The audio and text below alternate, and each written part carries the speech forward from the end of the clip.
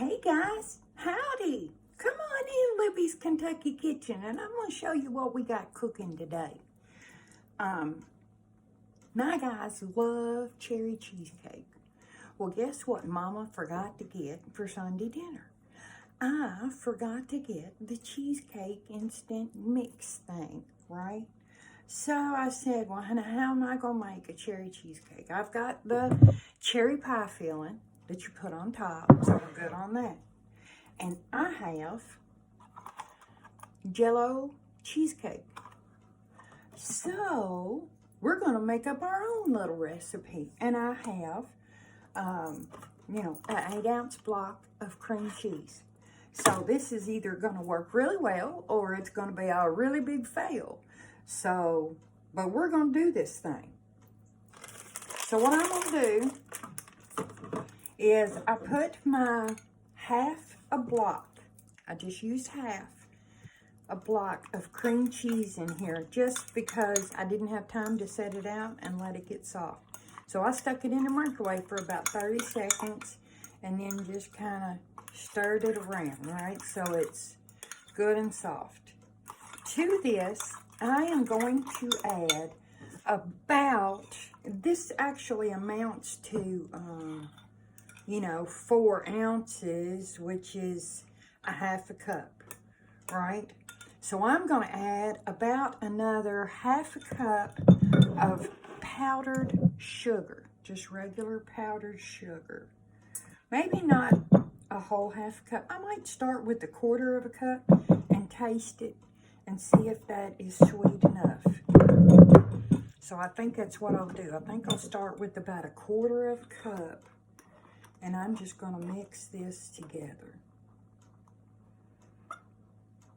And I hope that this turns out okay. Then we're going to, after I get this mixed together, we're going to mix that, you see what I'm doing? We're going to mix that pudding mix with this, and hopefully it'll give it that good cream cheese, because they just like the instant,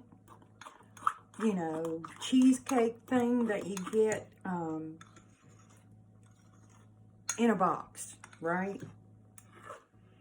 I actually one year made a baked, New York style cheesecake, and they were quite disappointed that I didn't have the pre-mix, box kind that you don't bake. So I said, well, all that work.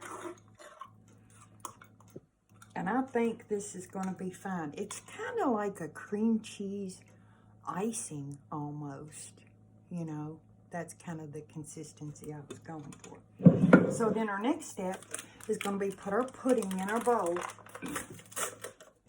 And I use a metal bowl because, whatever you put in it, whether it's hot or cold, it's going to keep at that temperature. So that's why I used a metal bowl. Now, the instruction says use 2 cups of milk. But I want mine to be a little firmer because I'm going to put it in a pie. I have a Keebler. If you're going to buy a ready-made pie crust, don't get the off-brown of it, because I did that one holiday and they're like, ooh, what's wrong with the crust? So I get Keebler if I'm going to buy a pre-made one, or I'll make it myself. So I have a Keebler pie crust, graham cracker pie crust. And I'm going to add 1.5 cups. The recipe, the box calls for 2 cups. I'm going to go with 1.5 cups because I want it to be a little more firm. Just because we're making a pie. If I wasn't doing it as a pie, so I just put that in there and put the milk in and you just stir it up. And that's, that's all there is to instant pudding, right? You just put it in and stir it up. And I want to make sure that all that is dissolved real well. And before it dissolves real good, I'm going to add just a little bit to this cream cheese mixture. Just a little, so that I can thin this out some. And I think it'll mix together better. Like I said, I'm making this up on the fly. I've never done this. And I am making it up on the fly. But we are sure going to give it a try. And I will let you guys know. I'll tell you the truth. You know, this is worth doing again. Or, no, don't do that. You know. And so I will let you guys know. And see, it is thinning it out. You see now it still is really thick though, right? Because because this is going to be in a pie, I want this to be really thick. You know, I want it to hold up and set up. And of course the pudding mix is going to set up anyways. But I want it to set up real good and hold a good, firm,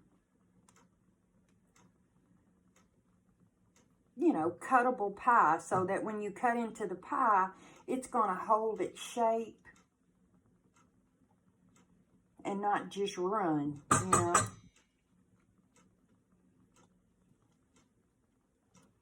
And we're going to hope that this works out well, and it's going to be our new favorite, right?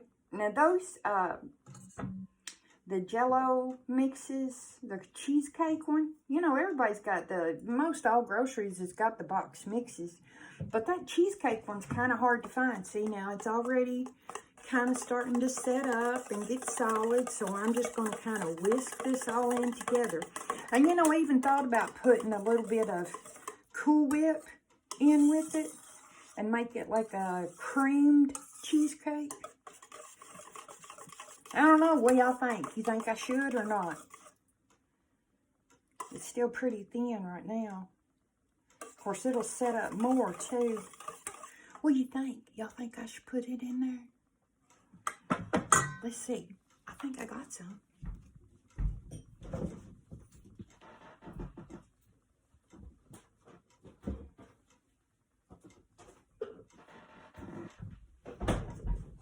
Let's do it. Let's put some in there. And then, and I'll let you guys know. Do that or don't do that, you know. I'm going to put about maybe 3 big heaping spoons full in there. Yeah, that's what I'll do. And it'll make it a little more light and fluffy, right? So I'm going to take my whisk out.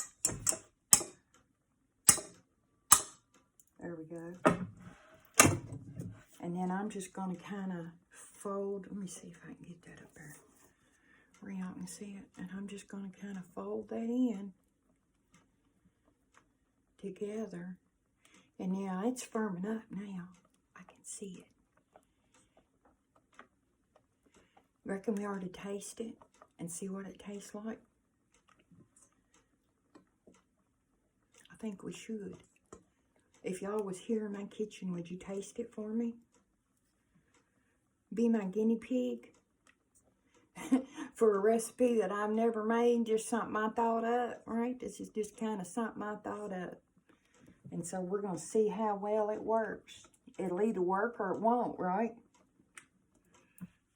And if I have too much for one pie, I'll put it in a little bowl and it'll be a pudding cup, right? There we go. I'm just going to use this fork that I mixed with, and I'm going to taste it. Oh my. I think maybe I better write this one down. Oh my goodness, that is so good. I think my guys are going to love it. I do. I think that's probably about the best cheesecake filling I've ever made. I think I'll write this one down, guys. And now what I'm going to do is I'm going to set this in the refrigerator and let it firm up more before I put that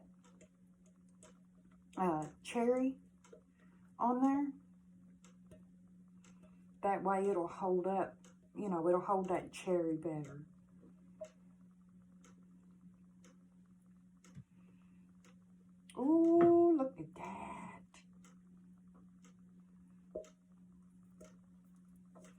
You guys are going to have to try this one.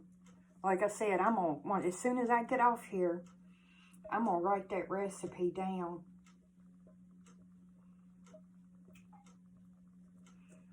Because it was just something I was outside thinking of.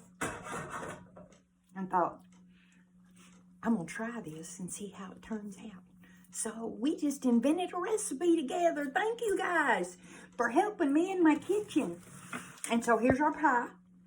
And then I'll take the lid, put it on there, and let it firm up a little bit in the refrigerator. And then I'll come back and put my cherry pie filling. Or you could use blueberry or strawberry or, you know, whatever you have.